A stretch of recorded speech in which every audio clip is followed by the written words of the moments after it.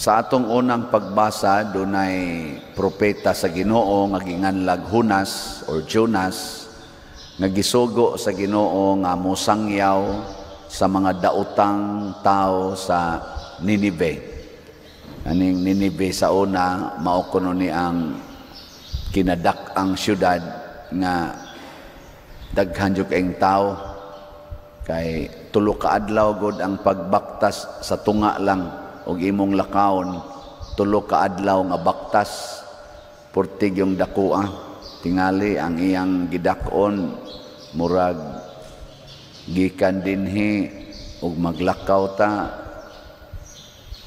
lakaw lang yung tinarong, murag abot siguro ta sa tulo ka adlaw ang lakaw ba, asa ka moabot, das pahuway abot siguro saman karkar sobra pa. Kung ato yung lakaon lang yun ba, suway ninyo lakaw sila si Kuan Father Scipio, sila si Kapitan Joel, Mayor Panasonas Joel, naglakaw sila gikan dito Badyan padong din hinapo kaadlaw pahuway lagi. Da man ang pahuway kanang ihap tulo ka adlaw lakaw, da ginang pahuway. So tingali abot siguro tingay Cebu City ra tingali. Kotob ra tingay Talisay das pahuway. Pero dako-dako gyud tadlason ra man imong tunga. Dako gyud nya imo nang ituyok. Pertin dako ang.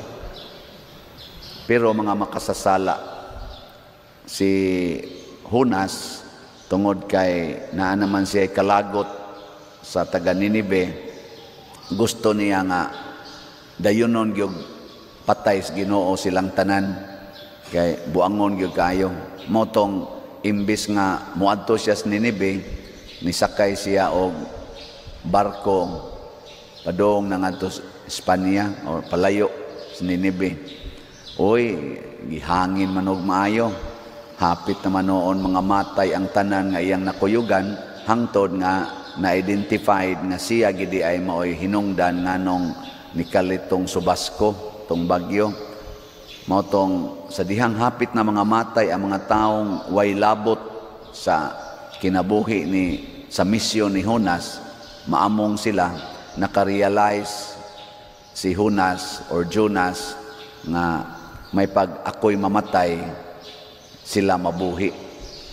Motong ingon siya, ilabay lang ko sa dagat aron dili na ipadayon ning subasko, kay nasuko gyud ang Ginoo nako nya maapil na noon mo.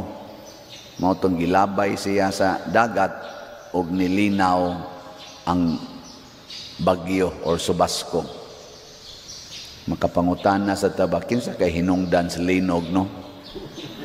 Kaya atong ilubong na to ba aron di na mulinog kana bang mga hinungdan sa linog bitaw, kani mga bagyo, mga linog, kinsa kay hinungdan ani nga maamong bitaw ang mga way labot, maamong ba ato na lang silang ilubong siyuta para di na mulinog, no?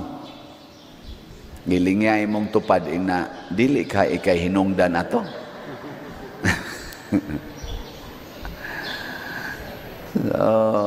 Kining kining sala, doon na gini siya dakong kadaot nga mahatag sa katilingban niya, maapil yung way labot sa maanang sala sa korupsyon.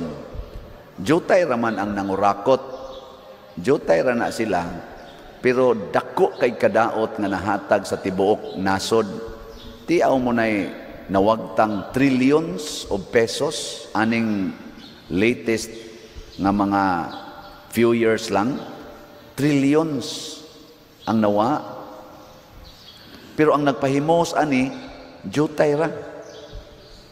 Naatay mga 115 millions Filipinos ang nakapahimos aning ni ang corruption nga trillions, wa gani kaabot tingali og 1,000 katao.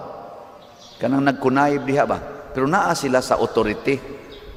Sama ni Hunas, naa siya authority, isi propeta. Nya naamong na hinuon ang uban. Muna kinahanglan gina silang ilubong or ilabay sa dagat.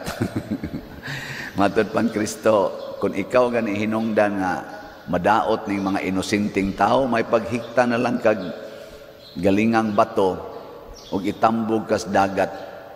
Aron di na jud ka mobalik og tunga. Si Jonas gilabay. Tungod kay si Jonas nagampo man o nakaamgo man siya nga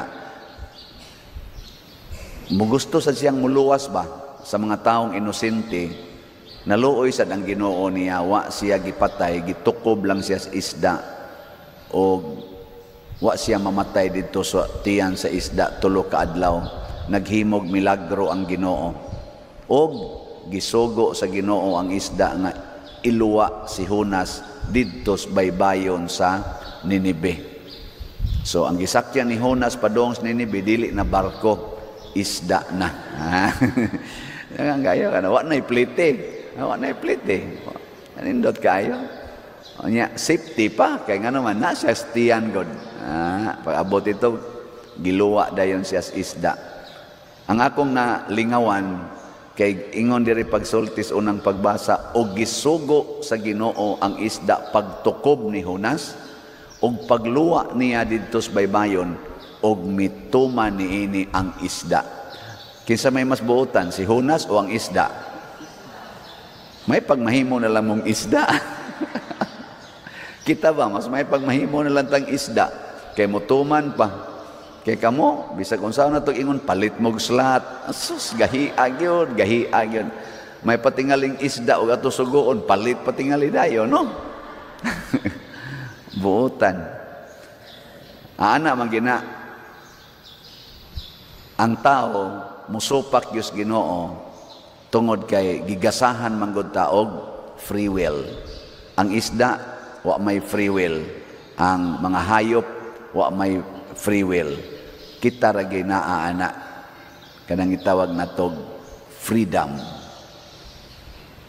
Mao nang gamito nato ang atong freedom pagdesisyon nga sundo nato ang Ginoo, dili ang demonyo. Ilingi ay mong tupad. Inakinsagisagad ni mong sundon ang Ginoo o ang demonyo. Kung magsige na kagyaw-yaw sa imong bana, ikaw asawa si kagyaw-yaw sa imong bana, kinsa may imong gisunod? Yang nakaapan ra ba, gikan ra ba kang nisimba? Unya gayaw-yaw na ka didto, pastil lang. Di malas sana. Nguna, freedom. Yes, natay freedom. Ang atos ang authority, gibutang na sila sa Ginoo diha, pinaagi sa gahom sa eleksyon. Ang uban ana, tinikas. Ang uban, tinarong. Kanasang nanikas, nakapanikas na sila tungod kay naasa sila sa authority. Ang was authority, wa man gito kapanikas. So kanang nakalingkod sa atong panggoberno nga wa sa authority, makaingon tang wa na manikas.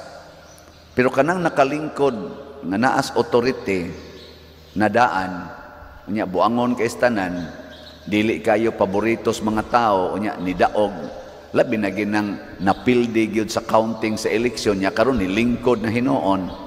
Unya do na nidaog sa eleksyon na counting gyud nya na gidisqualify na hinuon.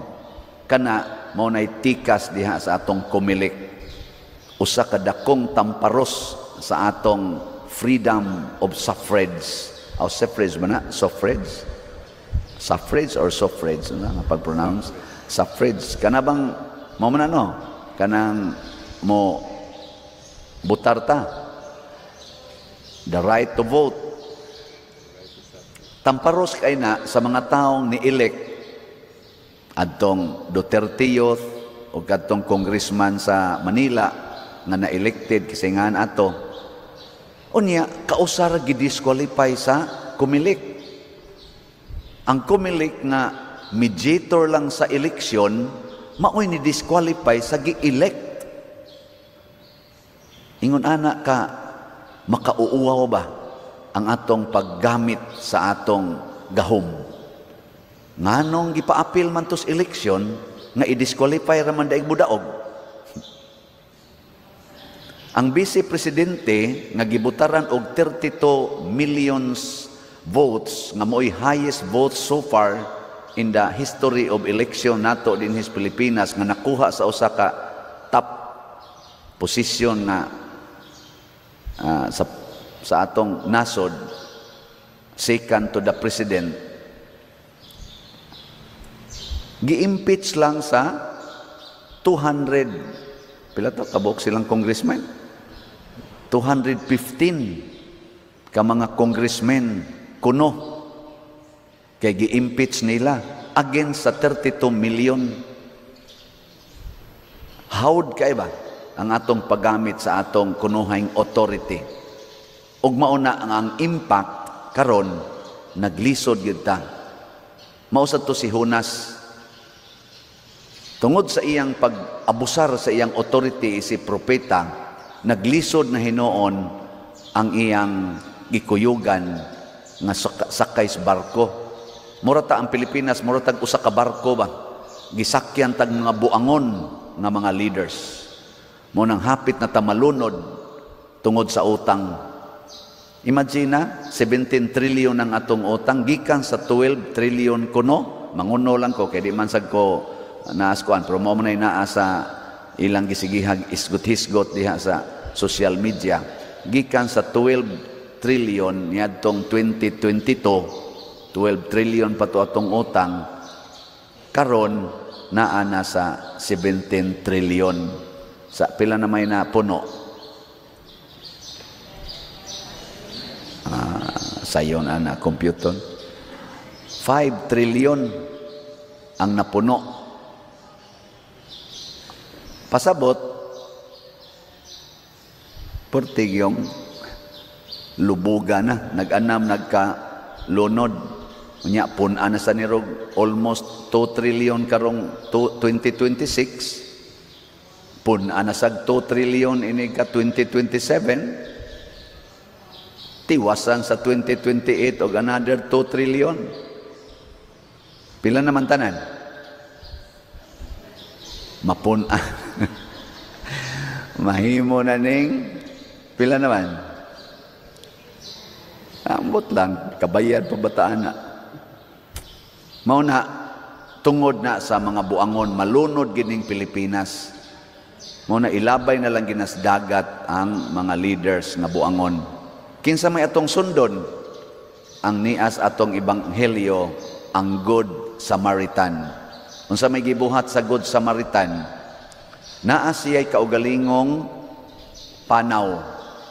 Nakakita siyang tao nga gitulisan, gitulis, gikurakutan.